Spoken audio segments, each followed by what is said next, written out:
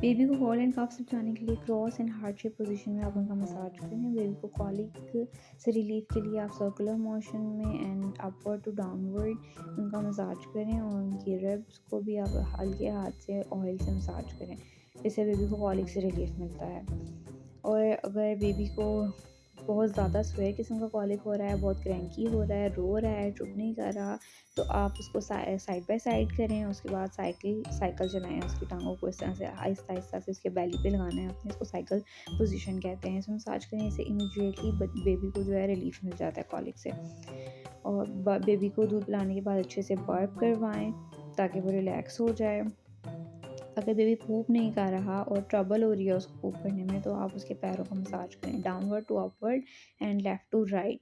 दोनों पैरों को आपने 2 से 3 मिनट के लिए मसाज करना है। इससे बेबी को बहुत ज़्यादा फ़र्क पड़ेगा और वो ईज़िली पूप कर लेगा।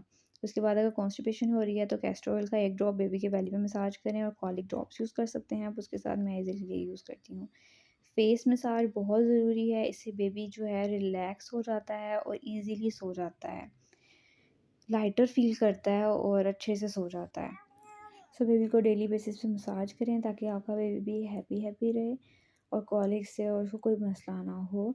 अगर सर्दियाँ हैं तो आप बच्चों को मस्टर्ड ऑयल, ऑलिव ऑयल और देसी घी से मसाज कर सकते हैं, और अगर गर्मियाँ हैं तो आप उनको बेबी ऑयल से मसाज करें, क्योंकि दूसरे जो तेल हैं वो गर्म होते हैं। सो अगर आपको मेरी वीडियो पसंद आई है तो आप लाइक एंड शेयर कर दें, और बेल आइकन पे क्लिक भी कर दें, और चैनल को सब्सक्राइब भी कर दें। Thank you for watching.